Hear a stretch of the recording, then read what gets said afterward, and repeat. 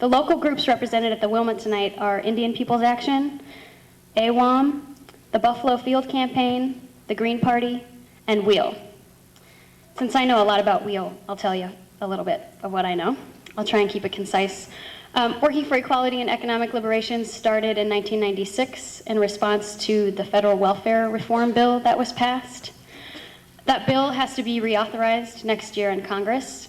There's a big fight over this really small pot of money. It's $16.5 billion for the entire national welfare program that gets spread out across the states. When we were having dinner tonight, I was talking a little bit about how interesting it is that Congress just in a flash gave $15 billion to the airline industry to bail them out.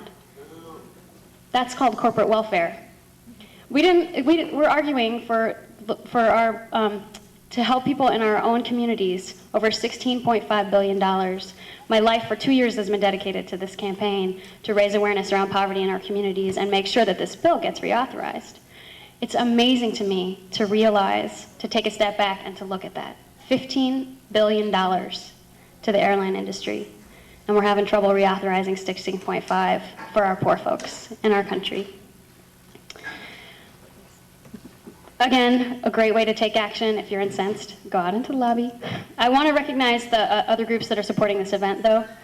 The University of Montana Native American Studies Department, Indian People's Action, Glacial Lake Missoula Greens, Buffalo Field Campaign, Multicultural Alliance, Cold Mountain Rivers, Arley High School Indian Club, Flathead Reservation Human Rights Network, the National Coalition Building Institute, Northern Rockies Earth First, Seeds of Peace, ASUM, the Associated Students of the University of Montana, Women's Voices for the Earth, Women's Opportunity and Resource Development, Native Forest Network, ASUM Chapter of the Missoula Greens, Fact and Fiction, Rock Creek Alliance, and Women's Center, YWCA Multicultural Program, and AWAM. Now it is with great pleasure that I get to introduce Janet Robidoux. We have a great statewide coalition that's working on anti-poverty work here in Montana, and Janet's one of my favorite people to work with because she's really smart and very insightful, but she's really funny. And when you do really serious work like we do, it's really nice to have people that are funny. Here she comes.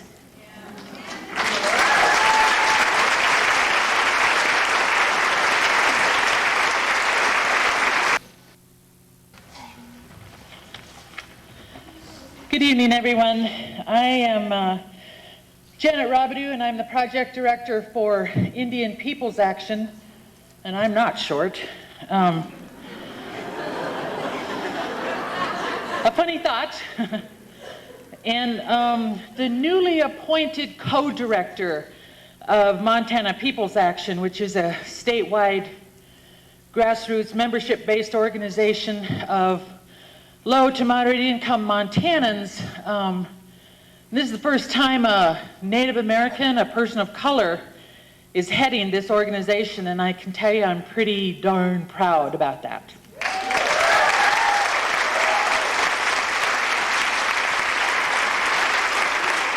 So I want you to know that I'm under a great deal of pressure because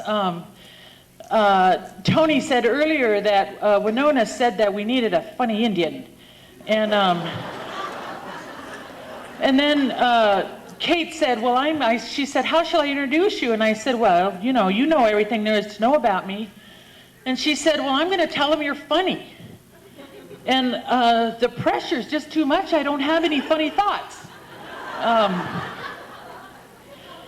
So with that, I just want to say quickly that Indian People's Action is a project of Montana People's Action. It formed in 1997.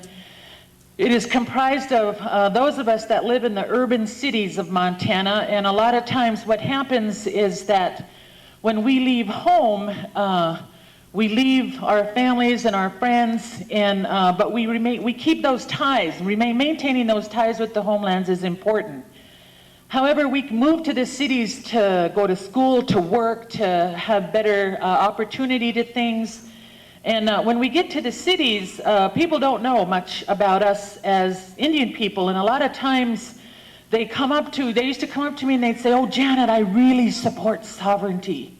And I really support land and water rights. And I'd say, that's great. But where do you stand on the issues of education? Why are we building more prisons than schools? What about affordable health care? What about affordable housing? They said, oh, I didn't think you thought about that stuff.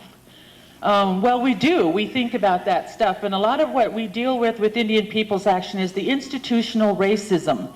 Now, when I say that, I'm not talking about racists running around in white sheets and burning crosses.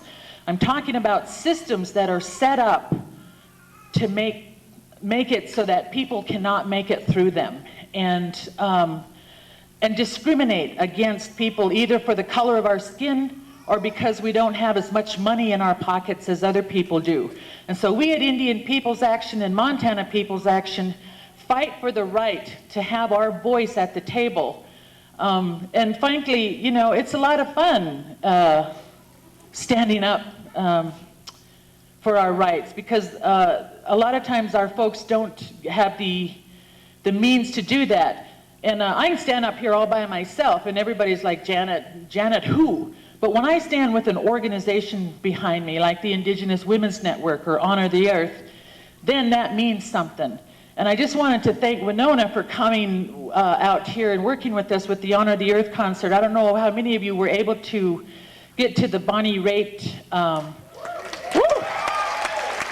Indigo Girls concert, but it really raked it in. And just for Winona's benefit, I want you to know that we worked with WHEEL and another organization called WORD and MPA and Indian Peoples Action, forming a group called MISC, you know, MPA, IPA, WEEL, we just like, you know, we never say the whole thing, we just like lots of letters. And I think it's fun because it keeps y'all guessing, you know, what's she talking about now? But with the voter registration and the work that we did, we raised the voter participation and turnout anywhere from 9 to 22% in the 5 cities in which we work.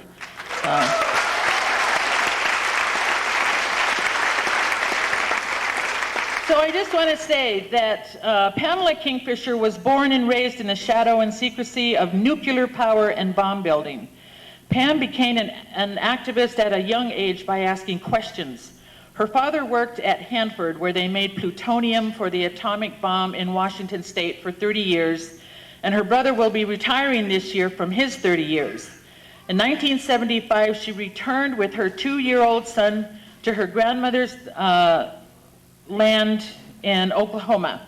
There she worked for the Indian Health Service for 17 years, receiving an award for outstanding performance from the Surgeon General of the United States.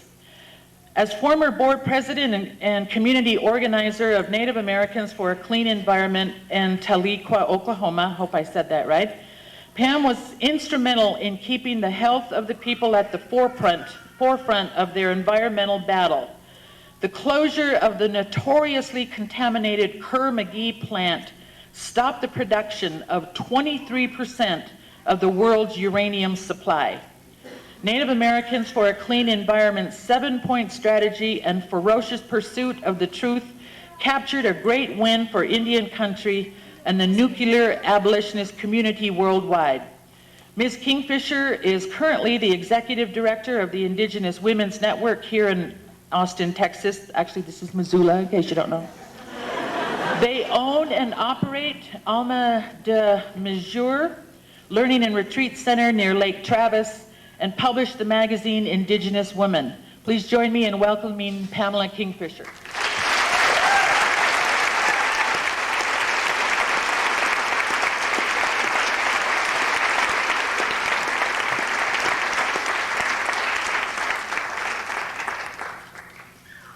Wow.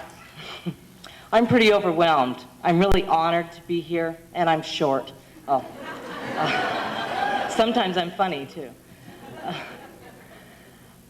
It is really overwhelming to come up, especially this week in light of the things that have happened in the last week, the time of grief that our country is in. Earlier this week, I thought, geez, we're going up to ask for money. You know, we're sending off our little checks, and everyone else is giving their money and sending it to the firefighters and their families and the people in New York City. How can I go to Montana and ask for money? But in the last couple days, through all the things that I've read, all the amazing emails that I've received, people who are so articulate and can speak, say these beautiful things. I couldn't string 3 words together a couple days ago still. It just is overwhelming. But that inspired me too, because I realized how important it is that the friends and allies of peace come together. And I think that's what's so important about each and every one of you coming out tonight.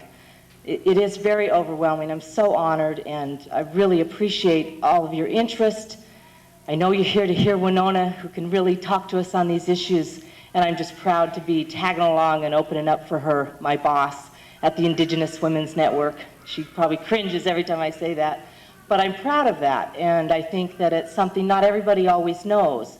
Winona wears a lot of hats, and one of those hats was to be the founding mother and a board mother with a lot of other courageous warrior women of the Indigenous Women's Network. As you heard in my opening bio, I kind of came up as a daughter of plutonium, asking a lot of questions. I didn't do well in school. I got A's and F's. I didn't do math and science. It just wasn't my thing. And I learned the Indigenous way, the hands-on. You know, I have to ask a lot of questions and go through it myself and touch it and feel it and think about it. So by 4th grade, I was asking all the wrong questions in my family and kind of became the black sheep. But I was also the only Indian in my family. My mother's mother died when she was 2, and her father was killed when she was 12. So she was raised in the boarding schools. The Indian boarding schools in Oklahoma weren't quite as abusive and horrible as the ones north in South Dakota and up in these regions, but we still saw, you know, a lot of tragedy come out of those schools. But my mother felt like that was her home, and she embraced it and learned and loved living there.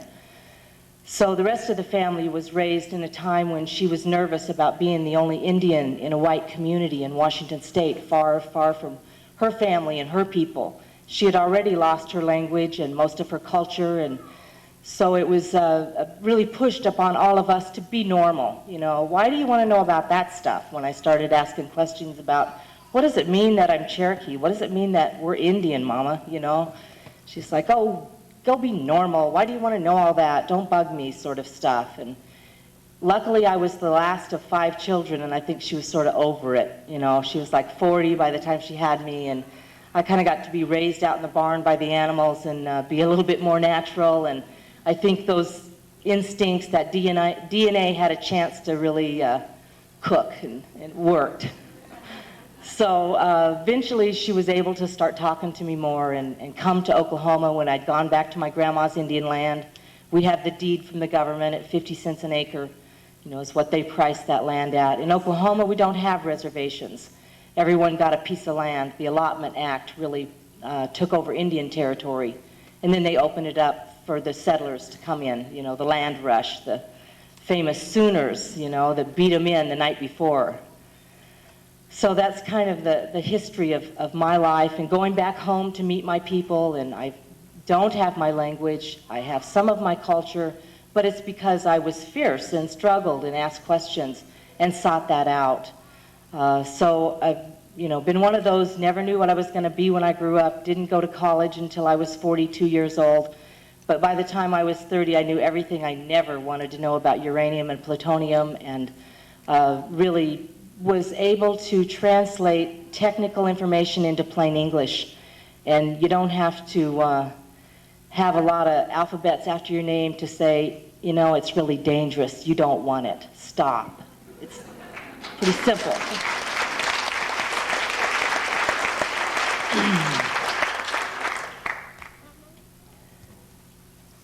In Oklahoma, we started suing Kerr-McGee and the EPA in 1984, and we sued them for 10 years. We sued the Nuclear Regulatory Commission. We charged the EPA with child abuse. We did everything, every creative, crazy, desperate thing we could. We really never thought we would beat that monster. It was, you know, we just never planned for that day. It's not something that you have the contingency plan for, oh, what do we do if we win? Nobody had ever really won. You know, shutting down Seabrook was about the only thing that had happened nuclear-wise as a step backwards. So we never really thought about that, but we fought for it desperately and continuously and viciously. Bullet holes in the windows and things like that at the office, but we always thought of Karen Silkwood, and we always felt her at our meetings. I don't know if you know Holly Near, but she wrote a great song, "I'm doing the work for you, I'm doing the work for two, Karen." And I always think of that, especially now in IWN, because we have lost many warrior women already, and we have to carry on their work too. So in about 1992, I just started feeling really emptied by being so against something all the time, 24 hours a day. Every conversation you had with people ended up being centered around that. When I was at the Indian Health Service, I developed the first tumor registries there so that we actually followed up people who had positive cancers.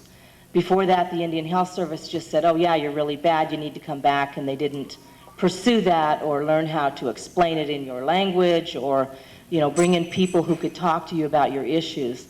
So that was real important to me, that people who were, you know, in the really dangerous health situations had follow-up and had care. And it just kind of looked like nobody cared.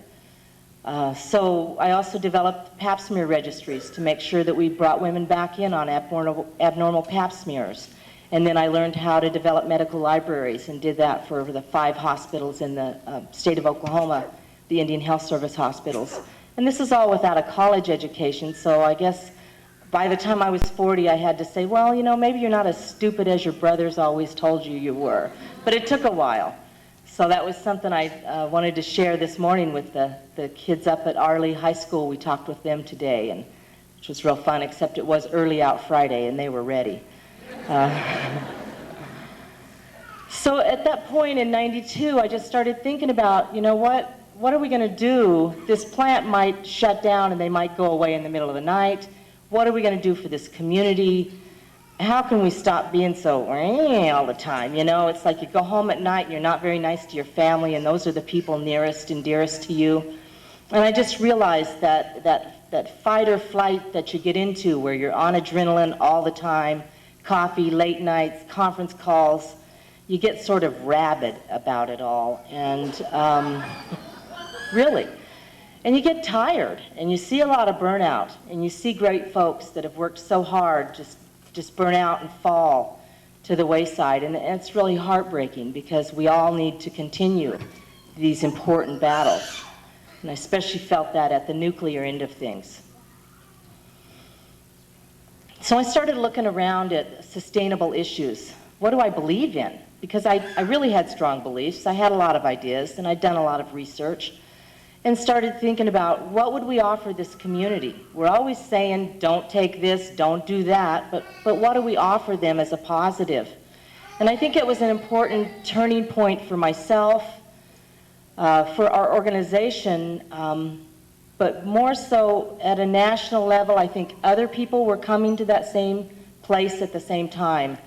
And that's the synchronicity that is the beauty of the energy that moves between all of us, no matter what race, sex, poverty level we are. That runs through us. So I really started looking at that and believing that we needed to start working on it. It was up to us. If we were going to be the ones to stop the plant or stop the contamination, then we also had to be there to rebuild with positive, sustainable solutions.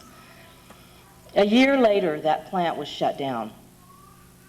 We still weren't ready, and we did a fairly poor response to the community. I mean, I felt like we should have been working for years at that option level, and we really hadn't, because the fight was so hard, and sometimes it was just 2 or 3 of us, and sometimes it was 30 or 40. Sometimes it was 150 if we paid enough prizes at the powwow. You know, but it would come and go through the years, and a 10-year legal battle is a long battle, and who likes lawyers and all that jargon, you know, it was hard to keep up with. But I made sure we had a monthly meeting in the community every month for 3 years. So at our monthly community meeting in November of '94, we had the workers, the workers' union representatives come down from the Fernald plant in Ohio where it's another step of processing in the nuclear fuel cycle. And they were talking to the workers at Kerr-McGee at the General Atomics Sequoia Fuels facility. Kerr-McGee had by then sold all their atomic holdings and moved to Australia, where they're now mining uranium on the Aboriginal peoples there in Australia. General Atomics had taken it over. The Blues Brothers out of Boulder was that fun. We had a big time with that. And they wanted to become the new, big man on campus around nuclear issues. So they had bought Kerr-McGee's, a lot of their holdings. We had them there talking because those workers had filed suit against the DOE and they had won. And they'd won big money. And they were learning how to deal with that money. And so we brought them in to talk to our workers. And that's something we never did. We never leafleted, we never protested at the plant. We took medicine people to the plant. We cared about the workers and their health and their families and that community. And I think that's the difference in Native organizations and Native organizing that is going to be something we can share with the world. That we understand that environmental connection to all people and all animals and beings, and the water, the air, and especially the land. And that's the key point. When she said the 7-point strategy, for about 6 or 7 years we were going along going, yeah, we need some media, we need to do this, we need, these other players at the table. And we finally realized that we needed 7 points because that's a spiritual number for us. And the one point that we didn't have was the spirituality. So we made sure we had elders on our board and that our meetings were opened with prayers and that we went and blessed the land that was so contaminated by the cadmium and arsenic and flowing towards the Arkansas River. So that was important to us, to not make it them and us. It just couldn't be that way. The communities were too small, really small rural area. So that night we were having this meeting and we were so happy because so many more workers were starting to come. We were starting to get more middle of the night phone calls. You guys were right, you ought to see what they're doing now. Get down here. The time they left these contract workers standing up to their waist in yellow water, which was so full of uranium, like 2,000 times the acceptable level. They were dipping the skull out of their back pockets, which had been soaked with that uranium water. They're starting to see cancers in their mouths. These guys were just contractors who were immediately gone and had no recourse for health care or anything else. So they were starting to finally believe us, but it had taken that whole 10-year legal battle, the last dregs of the hippie movement, all those things they called us, and that we were just against everything. But we did enough press that we got into houses that would never have allowed us in the door. So that night, a man came running in from the plant and said, they've shut it down, we're all fired. 325 people that night, 325 families lost that income, and they were devastated. They were just knocked to their knees. And so at that point, things really changed. And I knew that my instincts had been right and that we did need to be ready. If we're going to fight against something, you better know what you believe in and you better be standing up for it every day. Because if you do win, and even if you don't, that's the way to win, is to show the alternatives and really make it clear why it's so important. I wrote some notes, but at this point I can't see them and who knows what I was going to say, but I just wanted to tell you all some of that as my history. And coming into the Indigenous Women's Network just 2 years ago was a very sad time for us. We had just lost Marcia Gomez. There's some magazines up front in the lobby and some t-shirts that will have sort of a statue of a woman holding the globe in her lap. And that's the Madre del Mundo that Marcia Gomez created. And she was a great activist and warrior woman and crazy wild thing who laughed real loud and was always flying around with her hair wild and just doing a million things, had so many friends and allies and was so busy. And really taught us a lot. She was a mixed blood, mestizo, Anglo, Choctaw, and Latino Mexican woman and embraced all of those fully. She told us, when we were having the argument about Indigenous and Indian and what words do we use, and we really had to accept our sisters of the South and not recognize that artificial border and realize that those indigenous people were probably our sisters and cousins always, and recognize that those fences and borders that have been drawn are not ours, and they do not belong to this Turtle Island. She was murdered horribly in the fall of '98. And we lost our institutional memory at Alma de Mujer, which means soul of woman. It's a 22-acre retreat and learning center that was gifted to us in 1995 by a wealthy Anglo oil heiress in Texas. She wanted the land to always be kept in communal hands, and she felt like Native women would do that. So we were very pleased and honored to accept that gift, especially with Marcia at the head. We knew that she would make it happen because she was that kind of girl. So it was a very sad time, but 6 months later, we also lost another founding mother, Ingrid Washenawatake Alisa, who was the first Native woman to be the head of a philanthropic organization in New York City, the Fund of the Four Directions. She was working with the Uwa tribe in Colombia to look at language schools and to bring back their language. She had really gotten captured by language and its importance to our cultures. And she went there with 2 other activists to meet with the Uwa people. These are the people who stood up against Occidental Petroleum and said, we will commit mass tribal suicide if you drill on our lands here. This last week, Occidental has given up because all their drilling holes have come up empty.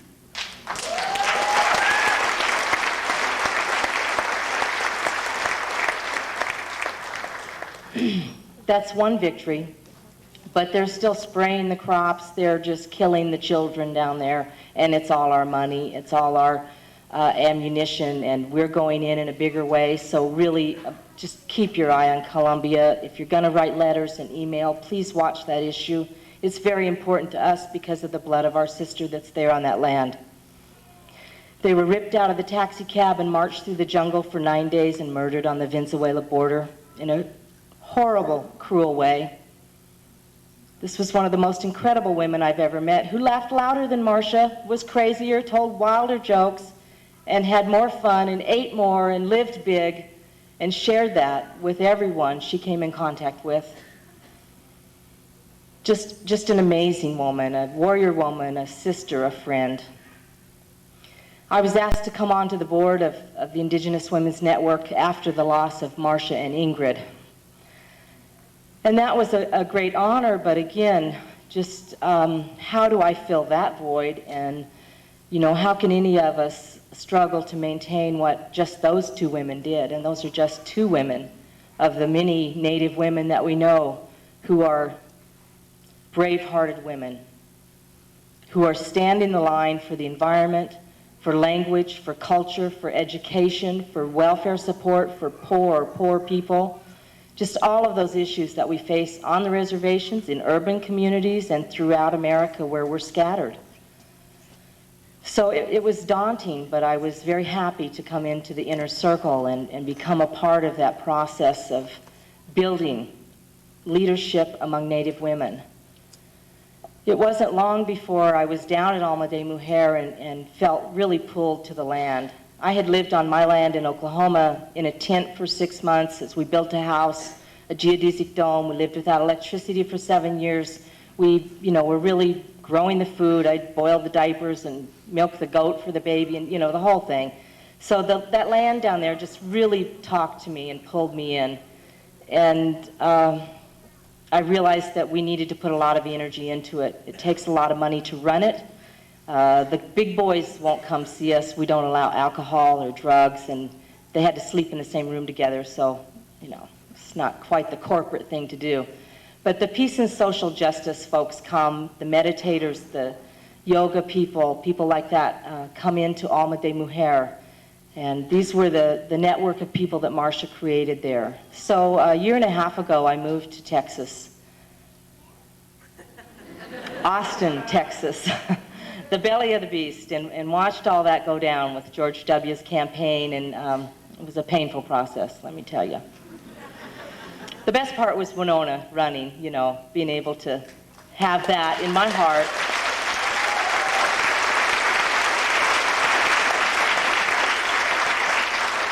And there's a real strong Greens connection in Austin. It's real funny because everyone told me, if you're going to Texas, hey, Austin's the place to be. That's the town to live in if you're going to be in Texas. Well, thank God. So it's like the only Democratic county in Texas or something, I don't know. But it's a hotbed of activity, and there's a big green movement down there. So they love Winona and Ralph Nader to come in, and there's a big support there. So that's good. I feel like there's a little of my community there. There are some natives in Texas, but it's a little rough for them, and Bush and his predecessors have never been very good to the tribes in Texas. There's just 3 small tribes there. So it wasn't long, I guess about 6 months before the network, the board of directors, asked me to take on the full directorship of IWN. And at that point, I was happy to do so because I really saw what we needed to do to raise more money, to bring in the capital, and make sure that we could continue to operate and expand back out and build the work of these 2 women that we'd lost. Auntie Arlene Logan was an elder we had also lost. So we've really faced this in the last few years. IWN was started in 1985. And that makes us 15 years old this year. But we started really slow, as most Indians do, and didn't have a director for about the first 9 years. It was a very loose network of women doing the work in their communities. People like Winona, Ingrid, Neelok Butler, just amazing women all over the country.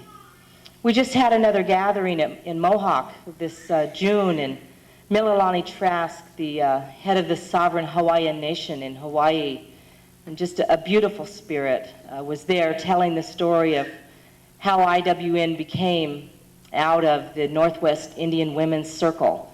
And she'd come to that first meeting, and it was their first talking circle, and they were going around telling their stories. So the Hawaiians have, almost a worse story than Native Americans, if you can imagine, and they are still wards of the state. So they're quite a few steps behind us. And she was telling the story, and her Hawaiian sisters were crying, and she said, oh, it was a Kodak moment. I had my Kleenex, and we're really sharing, and all these beautiful Native women around me. And pretty soon this crotchety old voice in the back said, you better stop your crying. You better dry those tears. You're crying the tears of your mother. You're crying the tears of your grandmother. You want to build your nation? You better stop crying and build your nation. You've been waiting for Washington to do it. You've been waiting for the men to do it. You better dry your tears and build your nation. Mililani said, they just kind of looked at each other, and they stopped crying and said, we better build our nation. We better stop crying. And another elder woman came up to them and said, if the rest of your people have this same sadness in their heart that you have, then they're ready too. And if you go home and organize, they'll help you. And so she did. And within 2 years, they were really moving towards building this sovereign nation. And I just love that story because I just think that's so important that we hear from those elders that can tell us and look with that discerning eye. And they've passed that point, little midlife, but we do a lot of crying. So they can tell us to dry those tears and get on with the business. So to hear Mililani tell this story and to see what she's done, it's just so inspiring and gives me so much hope.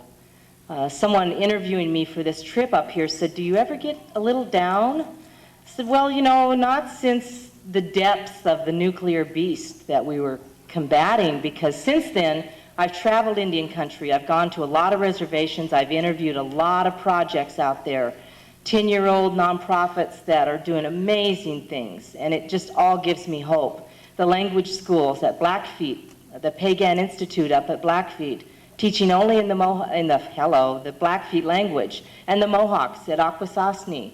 The Akwesasne Freedom School is even older than Pagan, and they're teaching only in the Mohawk language.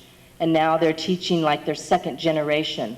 And it's just amazing the things that are going on out there to revive the culture and to really heal from this post-colonial stress disorder that's been passed on through the generations in Native communities. Seriously. Yep. I mean, it's really serious. And we see it every day. The report that just came out this last spring on violence and the Native statistics in that violence report are horrifying. So as the rest of the country is getting ready to smoke them out of their hole and drain the swamp and get them dead or alive, talking about how this land has never seen this sort of bloodshed, you know, I just have to grieve in my heart for those families and those people. But as a Native, I have to say, you have really short memories, guys, you know, because this land has seen war.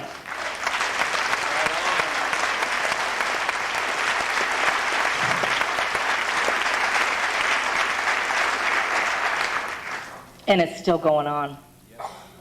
And that's the saddest part. And that's why I'm happy to be here tonight asking you for your support, because it is still raging. It is a quiet war. We know what those words mean.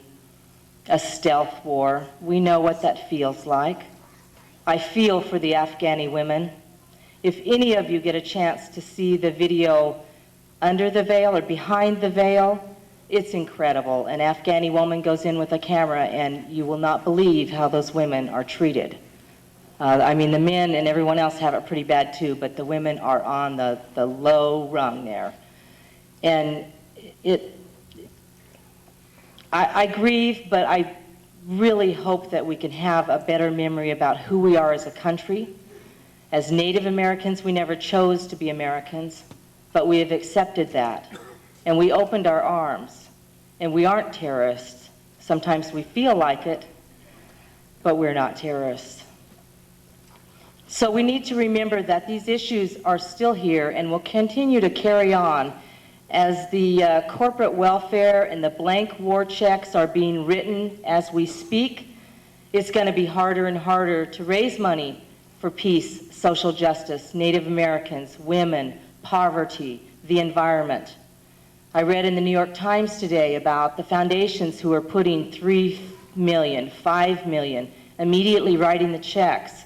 And that warms my heart and it fills my heart, but it also tells me that as the director of a nonprofit, I'm going to have a really hard year, as will all the other nonprofits and peace and social justice people like yourselves. So it's more important now than ever that we support each other, that we break down those walls of race and whatever else gets in our way, learn to communicate and work together, because we must have a strong, solid movement for these issues that we believe so strongly in, or we won't, you know, we don't want to go that far backward from this defining moment for George W. I could go on, but I won't on that one.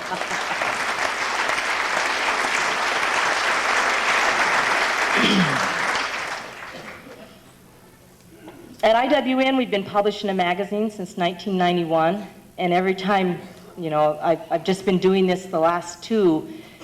I was doing the final edit, and we shipped it off the other day, and I just kind of went back and, well, we publish a magazine. That's just so amazing to me because it's so unique. The women, especially of Native nations, understand that we are the mothers of our nations, and it is up to us to take care of our future and our children's future. And I think that's why in the environmental movement and a few other movements, women get a little fierce. Have you noticed that? It's so great. I love it. It's someone described it to me as the mama bear. Something comes after the cub, and we rise up. And that's, I think, one of the most beautiful things about Native women and women in general. And of course, the good-hearted men who love them and have the good sense to be in this room tonight and working and working as friends and allies with us, because it all has to be together. We can no longer be separatists on our issues, about our sex, about our sexuality, about anything else. The time has come to really break down those barriers and work together across all these lines. If you're working on education, you're probably working on poverty and food problems and all, you know, the violence, everything else. All these issues cross-cut. I'm so glad you're here tonight. Thank you so much. It's so important that there's a space for the lovers and friends and allies of peace. Because I really fear the nuclear weapons that are out there in the hands of mad, crazy people, including the ones here in our country. It's just scary what can come, and hopefully not those bombs. You know, I have a hard time thinking about what can happen.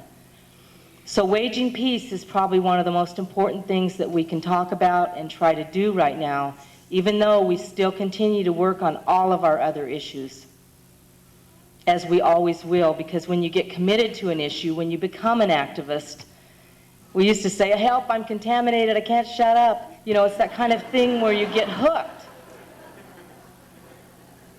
Was that a beer commercial? No, she fell down, yeah. So, and you do get hooked, and we can't let those issues go. But right now, we really have to talk about peace. And I think Native people can again bring a lot to the table. We understand how to live sustainably, or we used to. And I think one of the things that I continue to say is that we must remember who we were when we were a healthy people, because we were healthy. And now we're pretty disabled, but there's healing that's going on, and it gives me so much hope. And it takes allies to help that healing continue.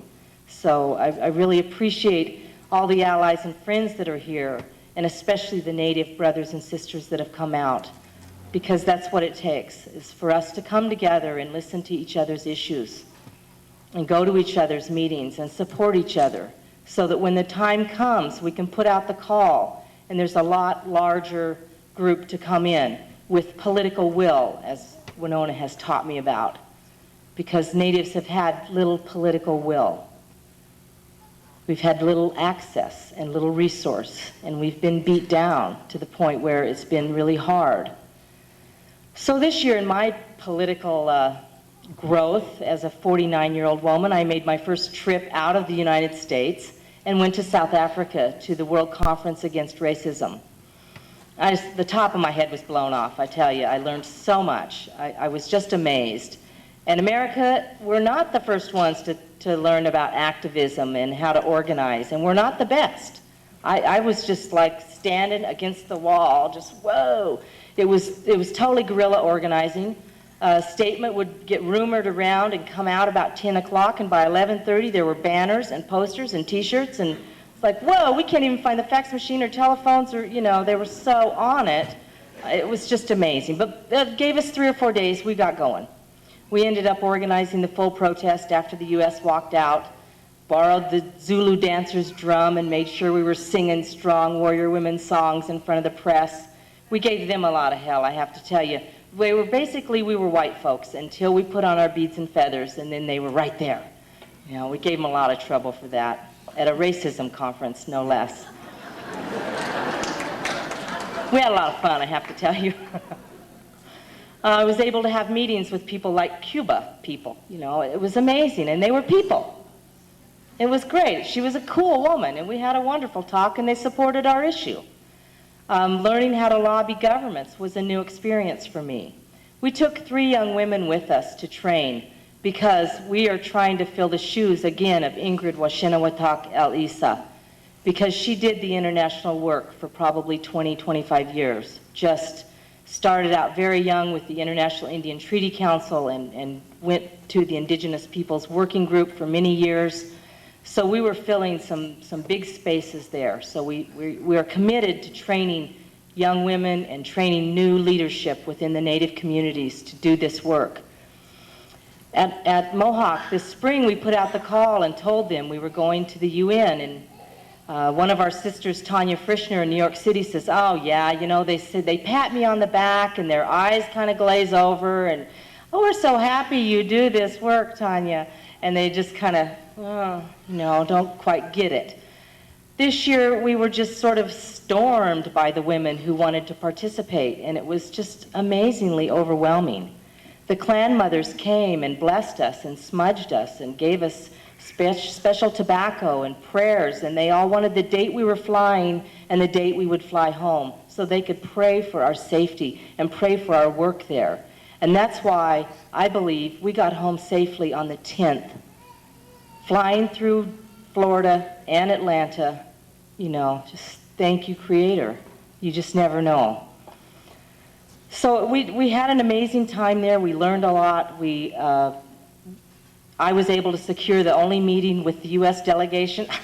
It was great. The sea-level delegation, they called themselves. They're so low-level, they said. We didn't have to even do it for them. They were already joking and making fun of themselves. It was great. So secured this meeting, and it was like 20 minutes before they pulled out of the conference. And they came in and said, you know, we know you're all really wanting to talk to us and beat us up and tell us all this stuff, but we have to make an announcement first. The U.S. is pulling out.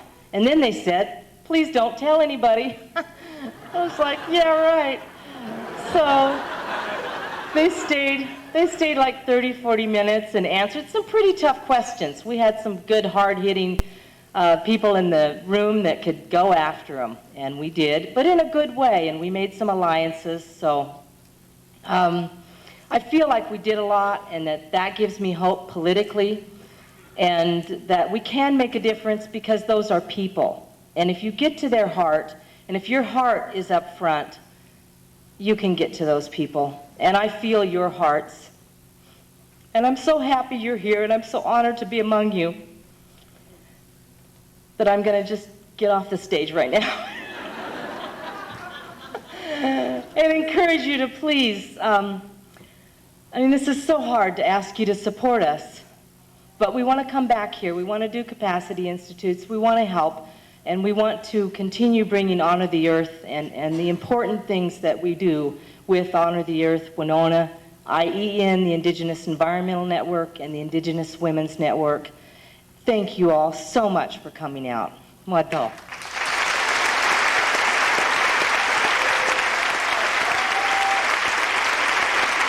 Here's Winona Laduke.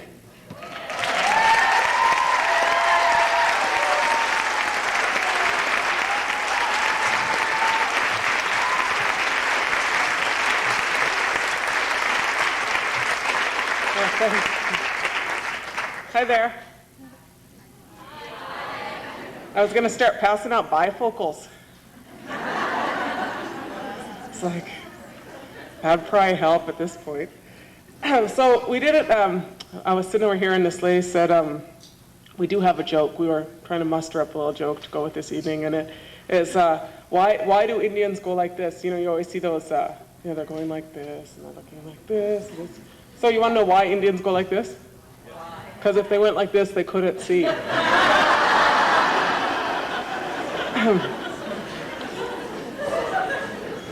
Want to take a bow over there? The ladies from the Indian Center over here. Anyway, bonjour, or Anin in Dinoy Maganatuk. That's hello, my relatives in Anishinaabe, Miigwech, Albamata thank you for this good life here. Miigwech, Dinwe Maganatuk, thank you for having me here. Makwa Indo Deum, Gaba Saga Iganing in Dunjaba, Gawababani Ka Gishkaniganing in Dunjaba. I'm from the White Earth Reservation in northwestern Minnesota, and I'm very honored to be here with you tonight, and thankful that you've all come out to spend an evening, visit about some things, and support the groups that are all here, and all the Native organizations, and thank you for coming. I'm very grateful. When I thought about what to talk about tonight, you know, we all think about a lot of things, but there's a concept in Ojibwe.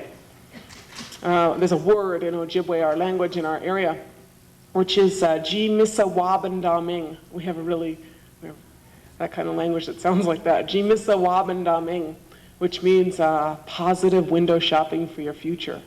I like that. That's good, huh? I really like that when my Ojibwe teacher told me that, you know, so I said, okay, that's it. That's what I'm about. You know, about the process of this genius of Wabandaming, about the process of thinking about what we want our future to look like and how we're going to get to that process and how we're going to get there. And I want to talk a little bit about some of that process in our own community organizing and our own experience, but I think that is really what we need to be about. Because the reality is that change is one thing that is constant. Change is inevitable, but it is always just a question as to who controls the change. And I think a lot of the process that us as individuals, as human beings, as the folks who live here need to be about is determining what our destiny is, and determining what those changes will be, and determining how to do those things to set our hands and our hearts to make a better place for our future generations. And that is the beauty of our lives, our responsibility, and the gift of us as humans. So I'm going to tell you about what motivates and it helps our work in our own community, but first I got to pour some water here.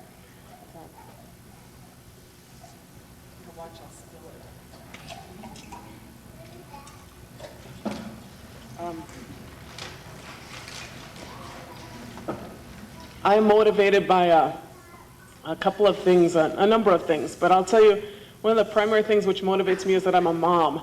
I'm a mother. I have 3 kids of my own. I have a 13-year-old, 11-year-old, and a 19-month-old. And the 19-month-old usually travels with me.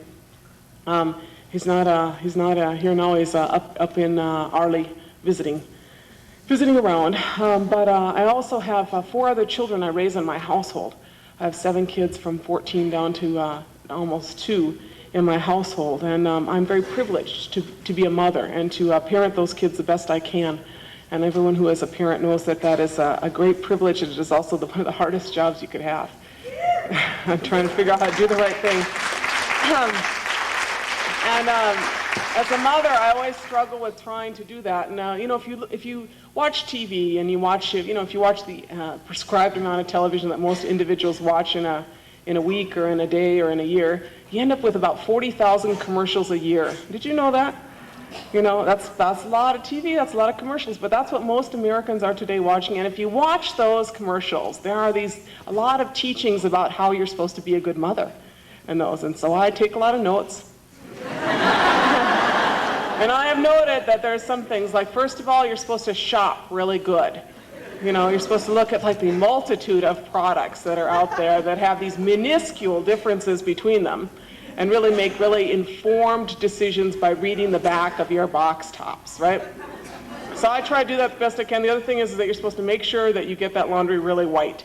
And I don't know, I might have failed a little bit in that one. I'm kind of like this point with all those kids, I'm like, you will wash your own clothes. I think that'd probably be a good idea.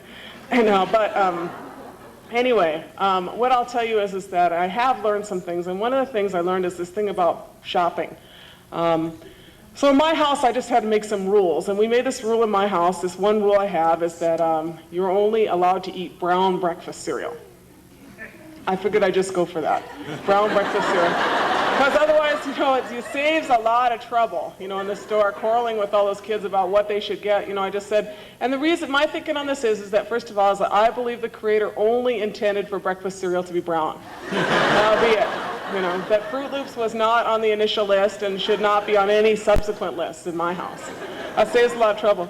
But what I realized that as a mother is that it's very hard to figure out why I should spend all this time trying to figure out how much sugar is in my kids' breakfast cereal and how many vitamins there are, and not be concerned about how much dioxin is in my kids' tissue, or how much PCBs or methylmercury from coal-fired power plants and incinerators, you know, or pulp mills from the dioxin. And I realized that kind of the broader context of responsible parenting in this day and age requires that I have to go and figure out how to stop that stuff from getting into my kids' tissue. And so that is what drives a higher level of political activism than I would necessarily be comfortable with. I will tell you that I also am motivated by what are some simple values. And I think that no matter what kind of household you are raised in, there are certain things that you are taught by your parents. You know, I would assume if you didn't learn these lessons, you better go back and check with your folks. You know, but some of those lessons are, for instance, I was always told, and I tell my kids, don't steal. You all heard that one, right? Don't steal, right? You aren't supposed to steal. And yet, I live on an Indian reservation in northwestern Minnesota. It's a lot like the Salish and Kootenai reservation up here. We have 837,000 acres, and we got 47 lakes on our reservation. And inside our reservation, 90% of the land is held by non-Indian interests. And the largest landholder is the federal, state, and county governments who took that land illegally. So I find if I tell my kids not to steal, I must in fact tell the government not to steal. If the government takes land from Indian people, the government should return land to Indian people. It's a very simple proposition, but it is the truth, and I have to say it across the board. That's what I tell my kids, and that's what I tell the government. I spend a lot of time trying to tell the government that, but they are not so good on the not stealing thing yet, so we're working on that. I tell my kids not to be greedy, and in this country, this is very difficult because this country is a country which totally aggrandizes wealth. We are interested in the stories of the rich and famous, and we are not interested in the stories of the poor and unknown. And we spend endless amounts of inane time studying and listening to retelling stories of these people. You know, my grandma, bless her, I have a lot of interesting women in my family, but my grandma, one time I watched that movie. What was that movie called? The First Wives. Remember this one? Remember that one with Bette Midler and Diane Keaton and Goldie Hawn? And I was watching that movie and I said, Grandma, I thought that was a really funny movie. And I said, did you watch that movie? She said, why would I watch that movie? That is a bunch of rich people. I'm not interested in the stories of rich people. I'm sick of the stories of rich people. So that's kind of that, I was kind of raised in a household that was kind of conscious of class, to say the least. But, it is true because that is kind of the focus that we have in this society. And, one of the things is that I notice we live in a society in which greed is so aggrandized that we don't even ask people the source of their wealth anymore. We don't ask if they got their wealth by appropriating someone else's land or someone else's natural resources, or for taking trees off of our national forest for, a quarter on the dollar, or for not paying a decent living wage in their factories. We don't ask how they got their wealth. We just assume that somehow they must have earned it. And the reality is, in this day and age, that there's this incredible amount of greed, and this disparity of wealth which exists on a worldwide scale is in fact something which is one of the most disconcerting sources of problems we live in this world today. One of the things I can't get over is there's 225 people in the world whose income last year was the same income as the bottom 2.5 billion people in the world. 225 folks who made more than 2.5 billion people in the world. Now talk about not learning the lesson of sharing. Like you cannot take it with you, buddy. And in this country, we have exactly the same set of problems. We have the largest disparity of wealth of any industrialized country in the world. And it is getting worse. It is not getting better. And in Montana, I think that you all know that pretty well, because this is not one of the richest states in the country, and this is one of the states that, isn't it, this is a state where the most people have to have two jobs of any state in the country? And that is the story of working families across this country. And that disparity is something that, so if I tell my own kids not to be greedy, I have to argue in this broader context that we need to not be greedy. One of the most challenging things in parenting in my household of all those children is that I tell my kids, we have this little rule, which is the rule of sanity, which is you must clean up your old mess before you make a new mess. Do you hear this rule in your house, right? That is like it's like the maid service will not be arriving. You must clean up your old mess until you make, before you make any new messes. And why is it that we don't run this country like that? Just look at Montana. That is a perfect example of this as a problem. Whether it is the mining industry is an example of that. But one of the best examples of that in this country is nuclear industry. First of all, just like what Pam was talking about, there is the nuke speak mythology, which is the idea, for instance, of a nuclear cycle. There's no such thing as a nuclear cycle, buddy, because uranium is not plutonium. A cycle implies that it is the same thing at the beginning and the end, and I'm going to tell you that nuclear waste is nuclear waste. That's what it is. It's the end of a chain, is what it is. It's a nuclear chain. And in this country, what do we got? After 50 years of pretty much, the nuclear age, and we have 50 years of everybody dutifully paying their rates, some of the smartest guys in the world, supposedly, out there working for the nuclear industry. 65% of the research and development money in the Department of Energy for like 40 years went to nuclear power. Talk about corporate welfare. And pretty much anything the nuclear industry asks for. And what did they come up with after 50 years of nuclear power in this country with what to do with their waste? They came up with the proposals of Yucca Mountain and Skull Valley Go-Shoots, which is take the nuclear waste from 103 nuclear reactors in this country, put it on trucks and trains, drive it within a half a mile of 75 million Americans and go out and dump it on an Indian reservation.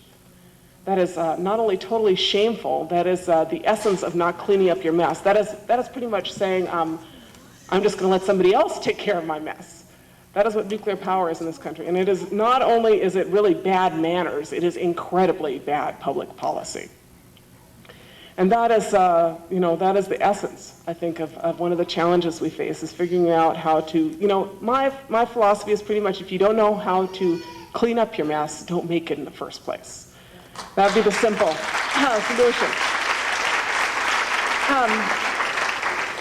In my house, we have the teaching of you are responsible for your actions. You guys have that? My 2-year-old is not really responsible for his actions. But once you get to be a teenager, you get to be responsible for your actions. I enjoy being responsible for my actions because it makes me feel like I have some control over my destiny and I'm a responsible adult. But one of the things which is maddening in this society has been the creation of industrial law, was the creation of the Limited Liability Corporation. That is a new creation under industrial law, and that is pretty much actually, you are not actually responsible for your actions.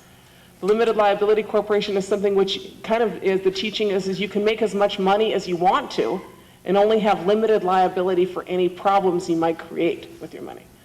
And that, again, is the essence in my sensibilities of bad public policy.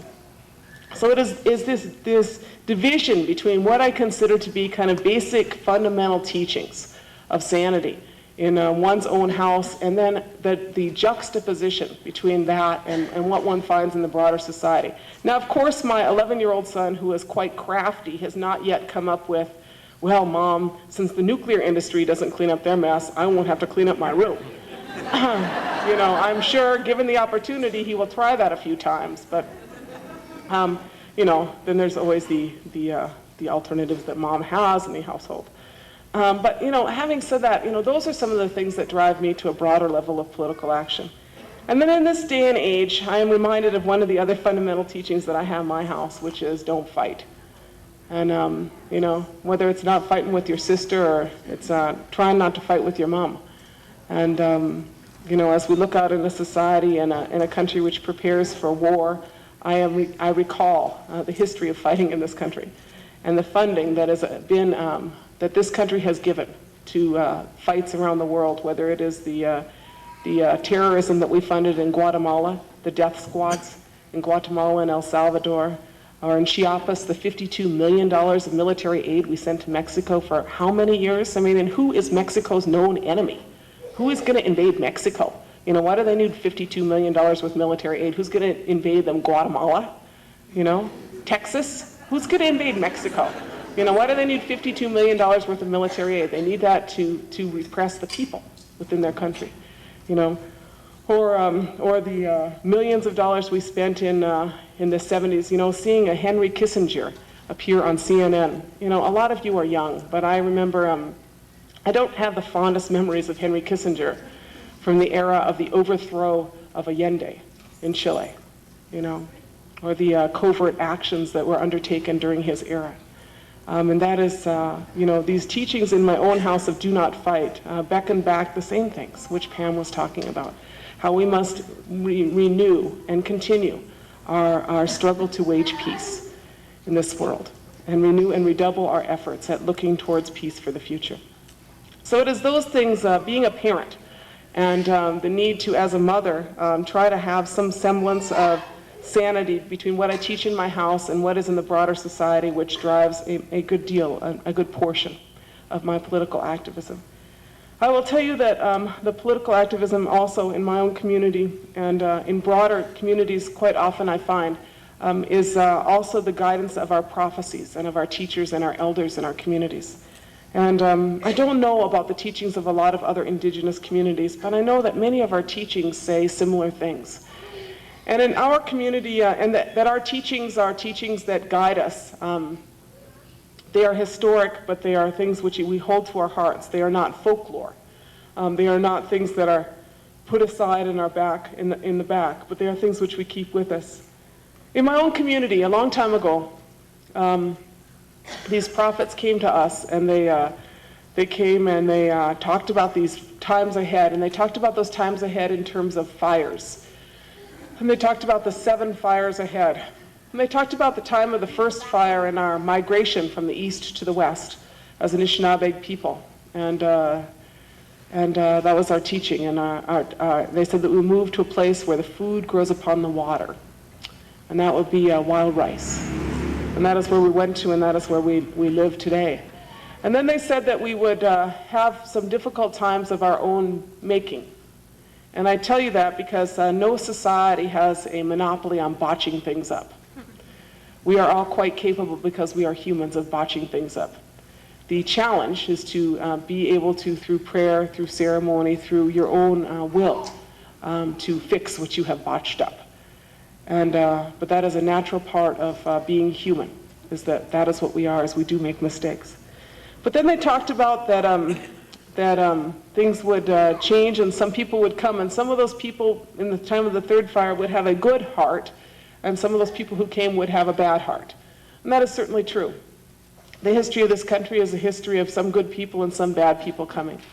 And even as I consider the challenges of democracy, having been a person who ran not once but twice for office in this country, I think it is important in this era of renewed enthusiasm and patriotism to recognize that even democracy in this country has had some flaws. At its outset, do not forget that the only people who could vote were white men who owned property. And they had to get that from someplace. And usually it was stolen. And many of those white men themselves had slaves. Do not forget that it was a hard-fought struggle for many of us to participate in the right to vote in this country, or the right to participate in any way in this country.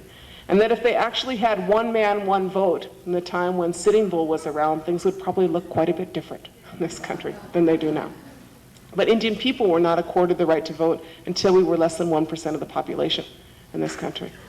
So remember those teachings when, in this time of patriotism and this time of renewed flag waving, we talk about the history of this country.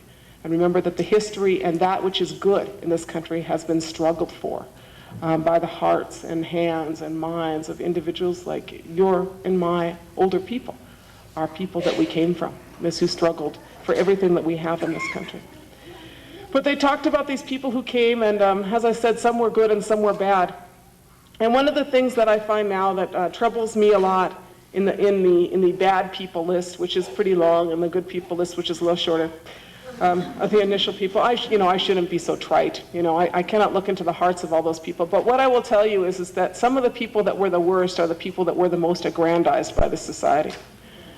And one of the things that I remember all the time is, I went to school on the East Coast. I was raised in Southern Oregon, and I lived in small towns most of my life, but I went to Boston to go to school, to Cambridge, and because I wanted to get away from little redneck towns in the West.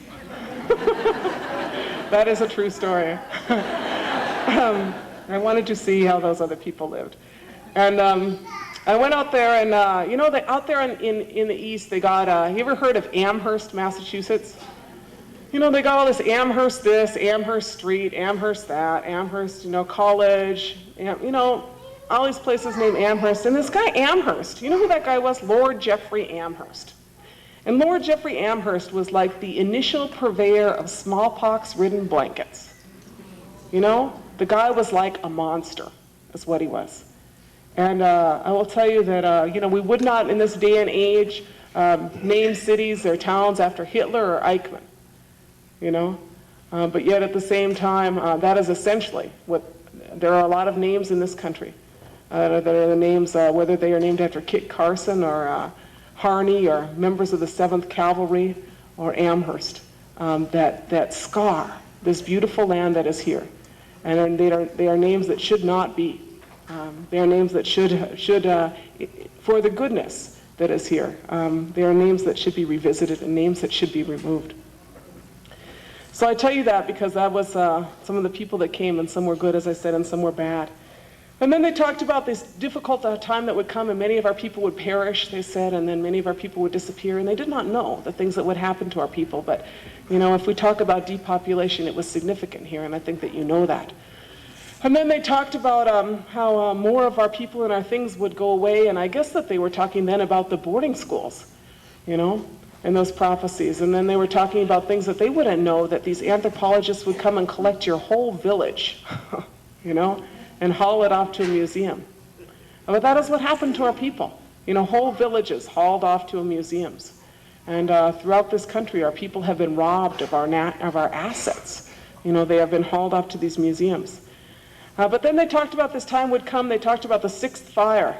And in the sixth fire, they said that our people would go and they would start to recover those things. And they would start to bring back those things. And, you know, how could those guys so long ago know? But they said that they would go and they would get those things back, whether that was our drums or our ceremonial items or our bodies of our ancestors. And they would bring those people back and they would become whole again. And they said that we would become these people who would remember our songs and remember our teachings and remember who we were, and that we would be called the Ashki Anishinabeg, people who were in recognition of our history. That is what they said we were, people who were that. And then they said this time would come, and that would be the time of the seventh fire, when the Ashki Anishinabeg were here. And in that time, they said that in that time of the seventh fire, they said that there were two Mikana ahead of us. And one Mikana, one path, they said, was well-worn, but it was scorched. That is what they said. And they said that the other path was not well-worn, and it was green. And the choice would be for us as individuals and as a community upon which path we would embark. And that is what they said, those prophets, a long, long time ago. And I tell you that story because I am absolutely sure that that is where we are as Anishinaabe people, but I think that that is absolutely where we are as a society today. We are a society which has choices upon which path to embark. And that is a choice to be made by individuals, to be made by villages, by towns, and by a society overall. So I think that those teachings that are a long time ago are teachings that have very great merit and guide us in our times today. So having said that, I'm going to talk a little bit about community organizing and the work both in our own reservation and the work of Honor the Earth and some of the groups that you may know out there. I am privileged to be here to visit with you today. I spend a good portion of my time on my own reservation in northwestern Minnesota as a community organizer. You know, for those of you who are college students, I encourage you to think about the nonprofit sector of work. You will never make a lot of money, but you will sleep pretty good at night, and you will feel like you do the right thing. You know, and there is a great a quality of life within that you can never measure in terms of income, but you can measure it in terms of how you feel about what you do. And our organization, the White Earth Land Recovery Project, we have some products out there from our land. It's called Native Harvest, our items, and some stuff about our organization. But we formed a struggle on the issues of recovery of our land, our cultural practices, and economic justice. Racial justice issues and environmental justice issues. And we formed about a decade ago, in 1989, after we had exhausted all our legal recourses to seek return of our land. I am someone who, like a lot of other Indian people in this country, has been all the way through the court system of the United States, all the way through the court system, and the courts ruled that our land was taken illegally. But this is to kind of summarize the court decision. The court said, although your land was taken illegally, the statute of limitations has expired. And you should have filed within 7 years of the original time of taking. There you go. Which is really handy in 1986. It is really handy considering that my grandparents, just like myself, were legally wards of the federal government. And my grandparents, though, could not read or write, spoke only Indian, and the federal government, having not litigated those cases on our behalf to get back our land, whether it was from the Weyerhaeuser Empire, which started on my reservation in northern Minnesota. You know, talk about picking bad neighbors. You know, just south of us, Frederick Weyerhaeuser started his little mill, got a little, you know, little help from the feds, got a little railroad that went to our reservation. You know, cut his little trees and then moved west. There you go. That's how it starts. Lucky him, huh? You know, unlucky us. He got the trees and we lost our land. And, you know, the government ruled that what had happened was illegal, but it was too bad, you know, pretty much. And so I stand in front of you as someone who has exhausted my legal recourse. I've been all the way through the courts in this country. I've been to Congress to try to get back our land, and have not seen a generous Congress in my entire lifetime. You know, I'm not sure when that generous spirit will return to Congress, but I am praying that at some time, some of you young people will get in there and that some of you will have good hearts. And you will remember that the rest of us out here, the rest of the people, and not just the people who have the money in this country.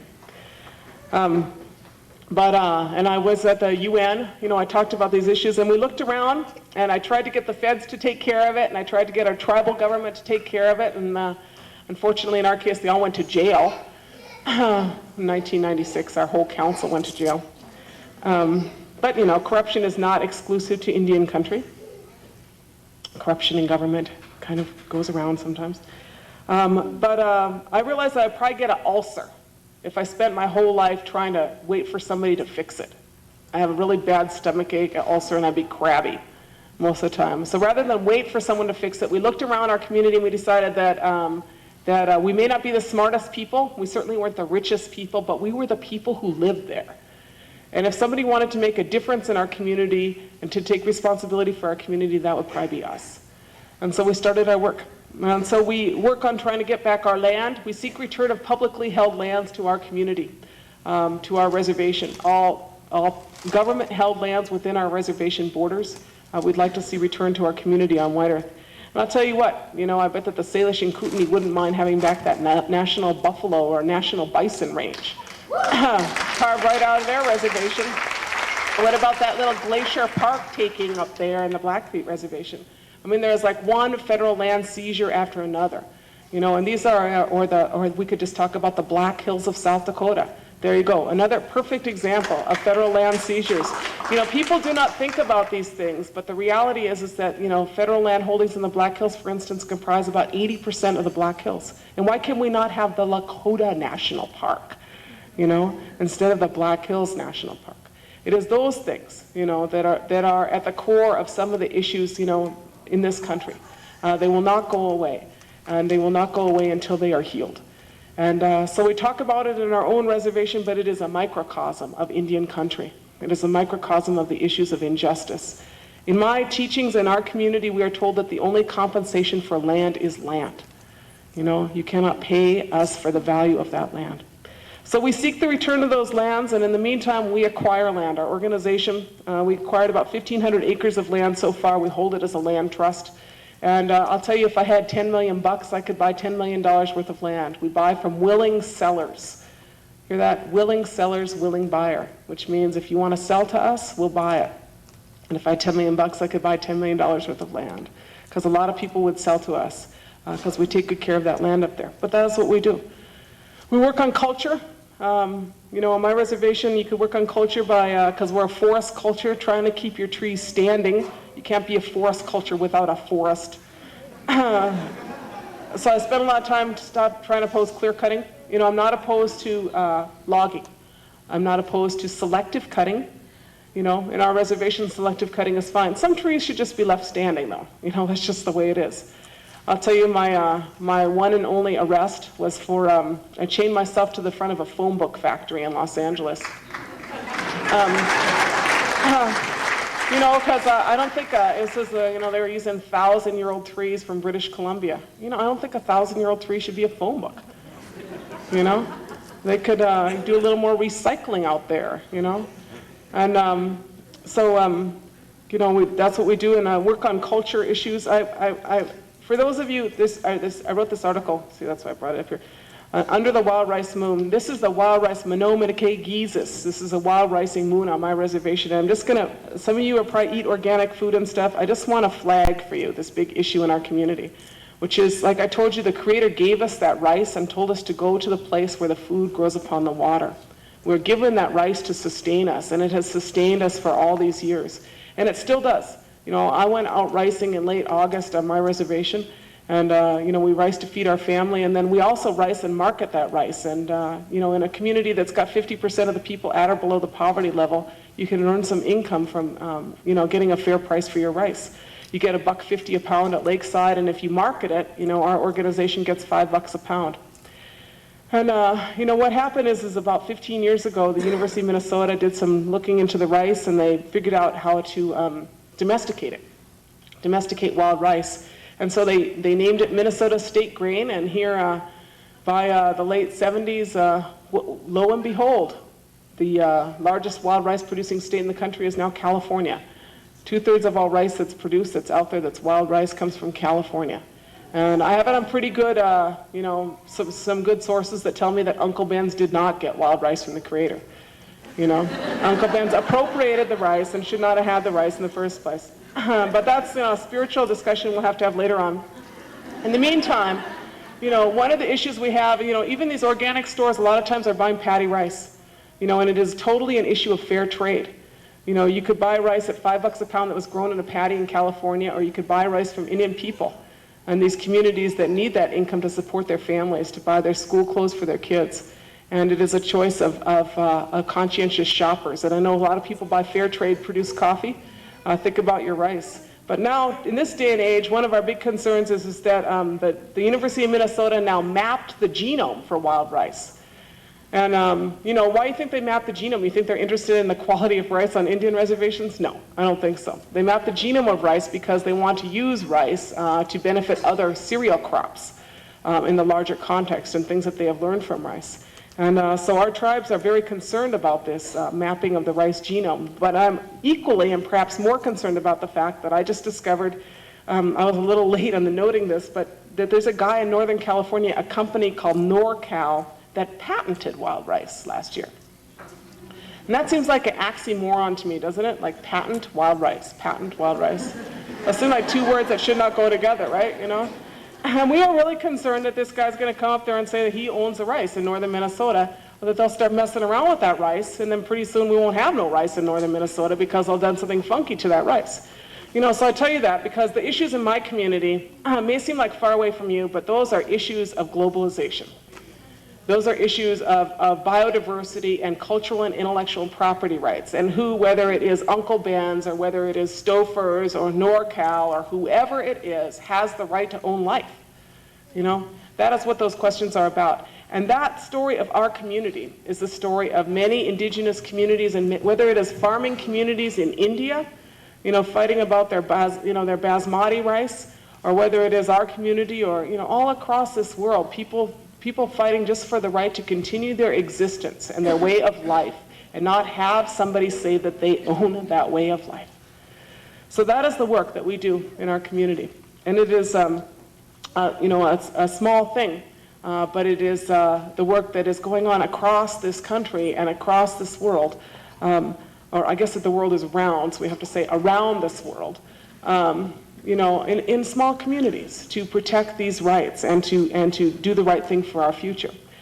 But one of the things we learned in our community organizing that I'm sure all of you know, and that Pam talked about as well, is that it is important to not only say what is wrong, but it is also important to say what is right. And to make sure that you try to live that which is right in the best you can, So in our community, we harvest maple syrup to illustrate that our forests are worth more standing than cut, and you can taste spring each spring when you go out there in the maple syruping, the maple sugar bush. And we market our rice. And because I was, I know Gail Small out here from Montana, who's, a really amazing woman and has been fighting coal strip mining her whole life and coal methane now. And, I didn't want to be a hypocrite. And continue saying, really, Gail, I really support you in your struggle against coal strip mining out here, but can I just keep having that energy from out there in Montana? We just need it over there. Because I see those coal trains, they go from through my reservation, and they don't travel east to west, they travel west to east. That's how coal trains move, and I know where they are coming from. They're coming from North Dakota and Montana. Make that alternative, and it makes a better place for their communities. So that is our work.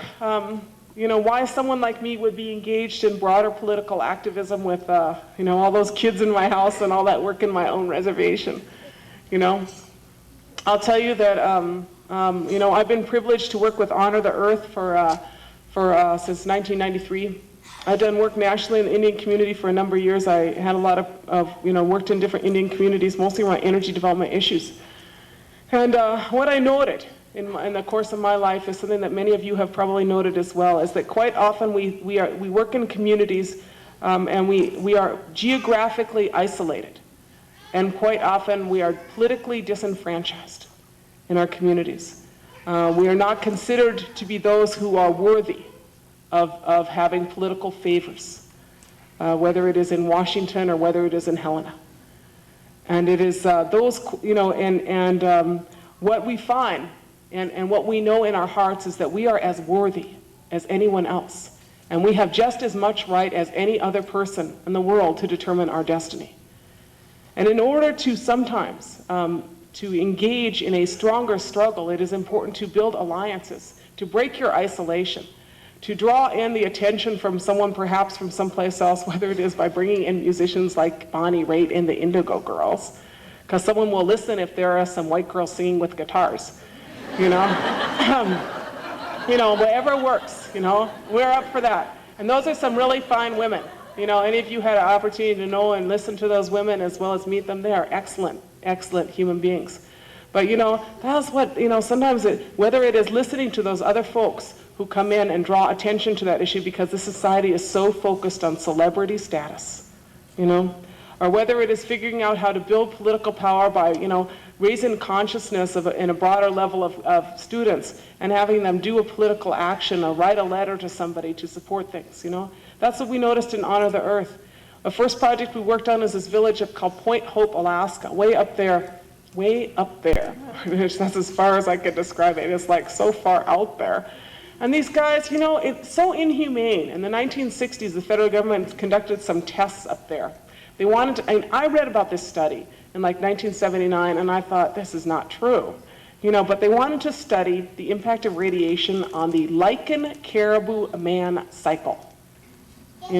So they took dirt from ground zero of the Nevada test site, and they stuck it up there by this village in this remote area of Alaska, and then watched what happened, And that is, the stories that we hear now of testing on communities, and those people, got very ill, and they asked for many years. It was not until, I think, 1993 that a lot of those documents even got declassified, what was happening to their people.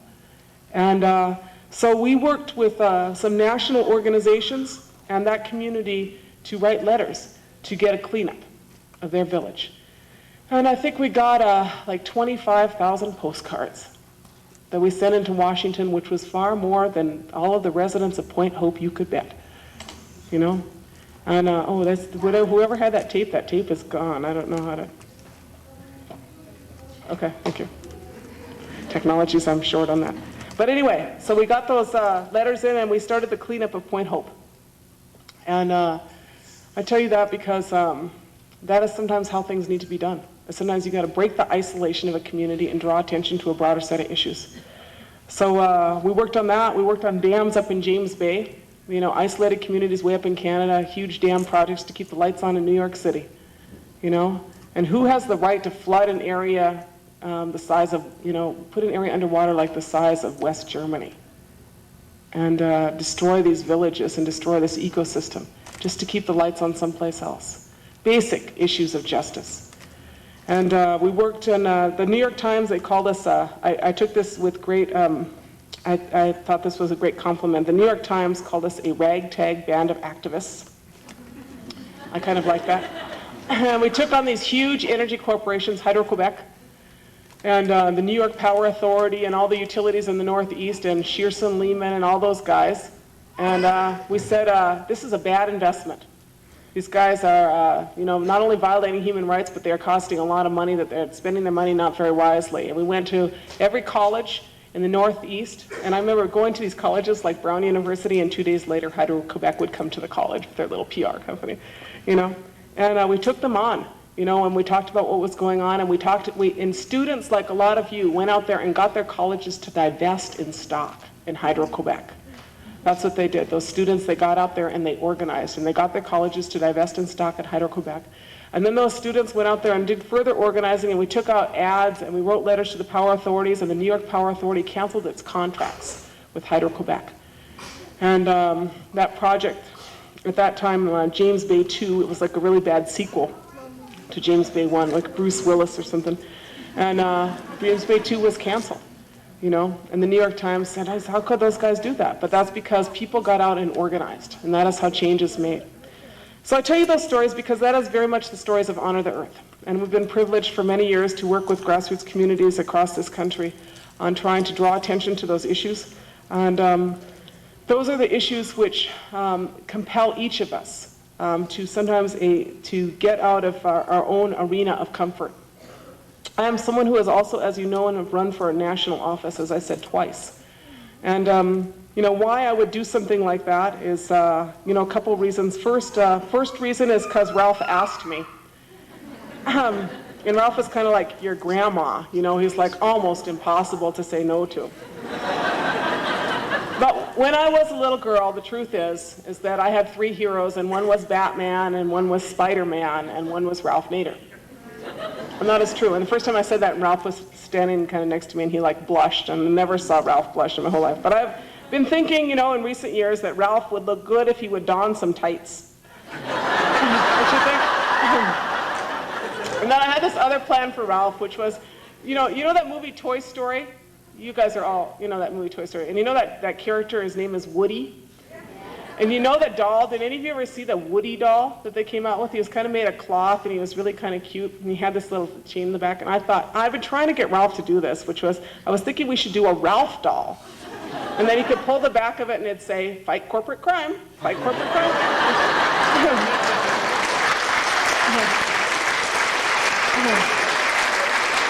Then we could remember and reinforce as heavily as Mattel and these other guys are these important messages that we need to our children. But I also engaged in this process because sometimes extraordinary circumstances require extraordinary times. And the struggles that I found that are the struggles of our Native communities are also the struggles of many of our communities across the board. And I'm someone who is very rarely engaged in electoral politics. I will tell you honestly, as I stand in front of you, that I did not even vote until 1996. I was a member of the largest party in America, which is the non-voters. That is still the largest party in America. Every time the Democrats and the Republicans go boasting and spending those millions of dollars at their big parties that they have, remember that the largest party in America is the non-voters. And one of the things that I realized in this country, and one of the things I learned a lot of good lessons on here in Montana the last time, is that it is really important to get people out to vote. Because you can get people elected when you get out the vote. And the lesson I saw here in Montana in getting, was it 6 Indians elected to the Montana legislature? Totally unprecedented in history.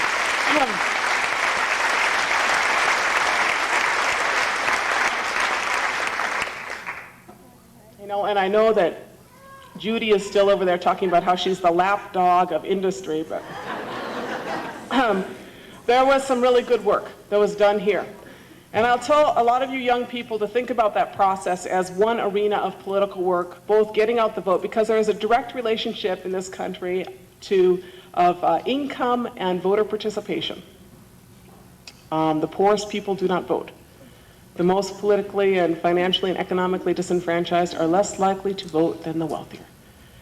And there is perhaps some reflection of that in who gets elected, but also I will tell you that one thing that you should also consider is that, did you know that there are over 2 million elected positions in this country? 2 million. I was like, what? 2 million elected, that's like drain commissioners, you know, treasurers of this, that. There are a lot of elected positions in this country, and about 30% of those positions go uncontested. So think about that, you know, as you think about, you know, your work in the future. And the electoral process is one of the processes that I encourage folks to engage in. But I will tell you that in the lessons of both the last election and the lessons of Honor the Earth and our political work, there are certain things that are constants. You know, there are certain things that are the nature of this society. The reality is that we have a predator-prey relationship with the land.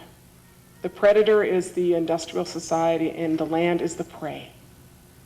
And we are a society which consumes 1/3 of the world's resources. And that level of consumption requires constant intervention into other people's lands and constant violations of other people's human rights. Whether that is on the Northern Cheyenne Reservation, you know, out here, or whether that is in Colombia, or whether that is in the Middle East. And those issues are issues that will plague us in this society as an unopened source, always open source. They are struggles that we must engage in order to address that relationship which we have until we can move to a place where we actually have peace with the earth. That is a struggle that we have. I have learned in our work and in our years that our communities have said one thing many times, or they have said things many times. One of the things we have said is that when we say no, that should mean no. And whether we are women or whether we are small communities with very little political power like the people in Arctic Village, in the Arctic National Wildlife Refuge, when you say no, it should mean no. And you have a right to determine your destiny. You have a right to have the integrity of your community and of your bodies. And in order to struggle on those issues, we must continue to be vigilant. In this time we face now, we are, I'm not telling you anything new. We are in for a very difficult time in the upcoming months. But just because George W., I actually listened to his speech a couple nights ago, and I thought that was perhaps the best speech George W. ever gave. I have to admit, and I'm obviously not a George W. fan. He was some of his previous speeches were a little lacking, we would say. Referring to the African nation was a little problem, or when he suggested that the IRA should collect taxes, that'd be good too. I was like, but, this speech in this time, we could go, there's a lot of George W-isms out there. Just because he is carrying a momentum, and at this time does not mean that we should not continue to say no.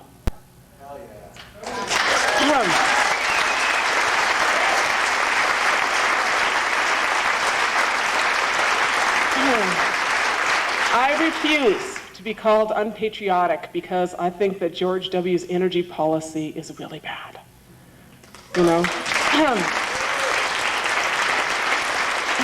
What is this energy policy? This Dick Cheney, he reminds me, I got these kids, so I watch all these movies. You guys see this, The Spy Who Shagged Me? This guy, Dr. Evil, he's like frozen for 30 years and he comes back. That's like Dick Cheney. I was like, Dick, he comes back and he says, I think we should have 1,000 nuclear power plants in this country. That's like what Nixon said. And that was, before Chernobyl and 3 Mile Island. We should have learned a couple of things about nuclear power in the past 30 years, Dick. I guess you were sleeping or frozen. Nuclear power was a bad idea 50 years ago. It is a really rotten idea now. Then his other really brilliant idea he woke up with his energy policy was, let's go burn up some dinosaurs and fuel our SUVs. That was a really great idea too, huh? Talk about blast from the past, this guy. So, one of my favorite new projects that I have noted that the Bush-Cheney administration is supporting is this, and I know you guys have noticed this idea, this company is called, I think it's called Rio Billaranda. Have you heard of these guys? It's a conglomeration of Rio Tinto Zinc. It's a joint venture, right? And it's kind of like Rio Tinto Zinc, and it's Billiton, which is a South African mining company, and Noranda Mining. And so it's kind of like if you merge like Walmart, Target, and Home Depot together or something, right, for this project. And these guys, Rio Billaranda, what a heck of a name. They found this huge coal deposit on the back of Mount Rushmore. Did you guys notice this? And so they, Gail Norton held this press conference and she was reassuring the reporters that the blasting would not affect the picturesque tourist opportunities or disfigure the presidents. That's important, Gail. I was like, I myself am not a big fan of Mount Rushmore, I will tell you that right now. But I was thinking that the Bush-Cheney administration might have stopped short. you know, of mining the president's brains, you know? But as it seems, you know, we are going to find out what's in a president's head. I've been trying to figure that out for months.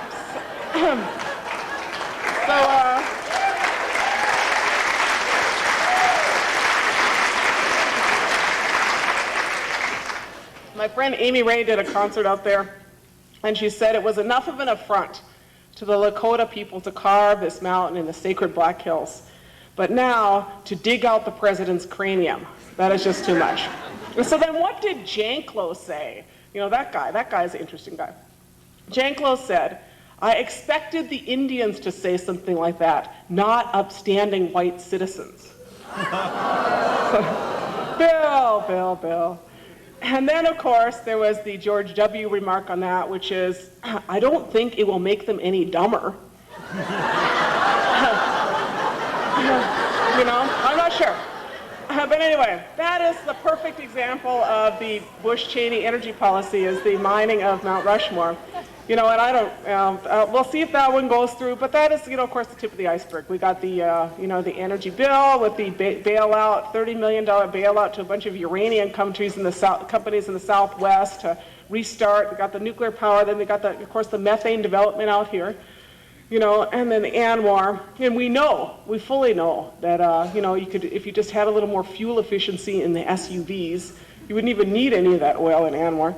And, then the total absence of funding for alternatives. And you and I know that we are a country which has the total ability to move towards alternative energy. This is a country which is the richest country in the world. The value of the US stock exchange is the value of all other stock exchanges in the world combined.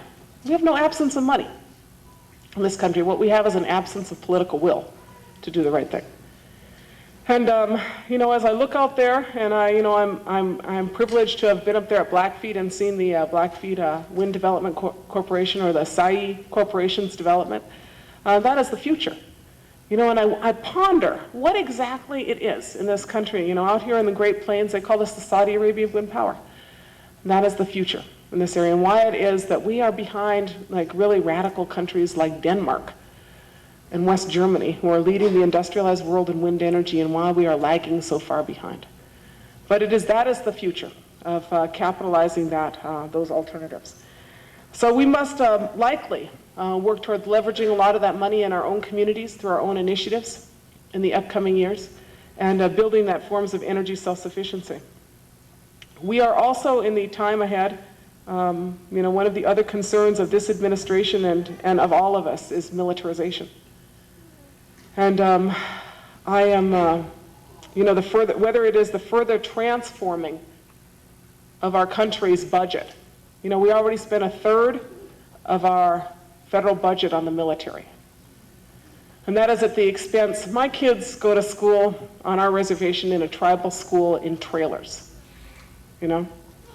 Ask any Indian person on my reservation or a lot of these other communities that the money never trickles down. You go get your teeth pulled at the beginning of the fiscal year, you will not get new teeth till the next fiscal year, you know? That is the state of how money does not get allocated. You know, all of the millions of Americans without health care, and just what Kate was talking about at the beginning, that they just gave, what, $15 billion to the airlines. And the entire welfare budget in this country is $16.5 billion. The really perverse allocation of money that already exists in this country, which is augmented horribly on a worldwide scale. You know, we are a country which has, over the years, pretty much helped arm everybody who the Soviet Union hasn't armed. This is you know, a world in which the vast majority of conflicts in the world today are not undertaken with ICBMs and nuclear missiles. They are undertaken with small guns, if that's what you want to call an M16. World War I, 90% of the people killed in World War I were combatants. Today, 90% of the people killed in conflicts are non-combatants. When we consider our challenges in this country, we must consider the impact of our foreign policy. in creating the circumstances we find ourselves in today. And how in the time ahead, we work towards building a foreign policy in which we do not walk out of conferences on racism. You know, we have the guts to sit and listen, the maturity to stay at a full conference on racism, you know, and listen to what people say. That we have the honor to stay at full meetings on greenhouse emissions without walking away. That we have the honor of in our wealth, being generous and being just, you know. The amount that poor nations have given to this country in terms of natural resources not paid for in fair prices. The amount that poor countries have given to this country in terms of paying the interest on their loans in terms of debt far surpasses the amount that any of those countries owe us today. The Jubilee movement, you know, a righteous movement of many churches and of many people in this country, is the movement of our future. Of saying that instead of giving you guys bombs, we will relieve your debt. Instead of giving you bombs, we will give you wheat and rice. And we will help retransform your economies so that they do not feed our needs, but instead they feed your communities. Because that is where true peace and true stability come from. Those are the issues that we work on in our small communities, but that are these broad issues. And we are drawn into them because we are mothers or because we are humanitarians. And sometimes we are drawn into them reluctantly because I myself did not pay lots of attention to Colombia.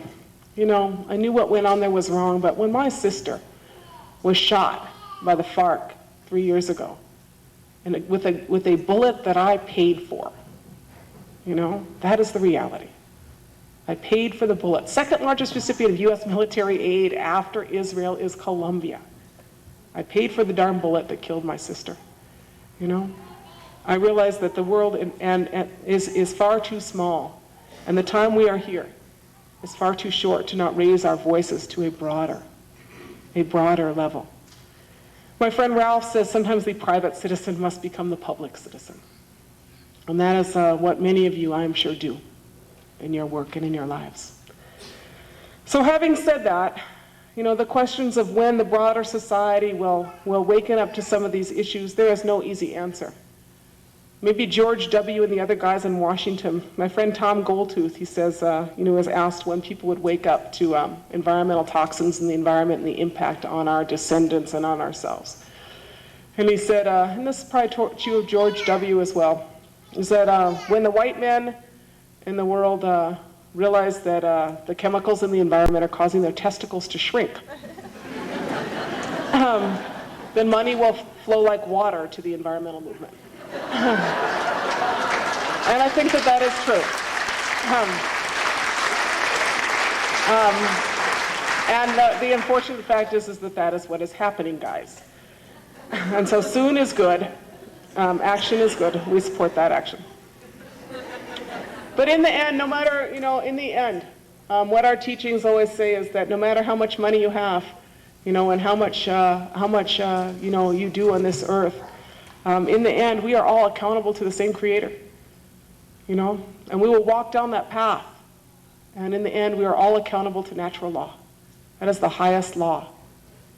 Higher than the laws made by nations, states, corporations, or municipalities. We can trade pollution credits, could put cyanide in the water and pretend that dilution is the solution. Isn't that the little quote of the EPA? We can pretend all of those things, but in the end, you and I know that we are all accountable to the Creator and that natural law is the highest law. And if you pollute the water, you will drink it. If you pollute the air, you will breathe it. And if you arm everybody in the world, we will have a lot of violence. That's the way it goes. So then we consider what to do. And there is no easy solutions. You know, I figure that in my little simple life, one of my friends, she told me, she said, you know, when I walk on that next world and I see my relatives, I'm going to say I tried. I figure that's a good enough start, you know, because each of us can only do what we can do as individuals. But do not underestimate, you know, your power as an individual, the wealth of your gifts that the Creator gave you. You know, I think about every change made in this country was made by individuals who struggled.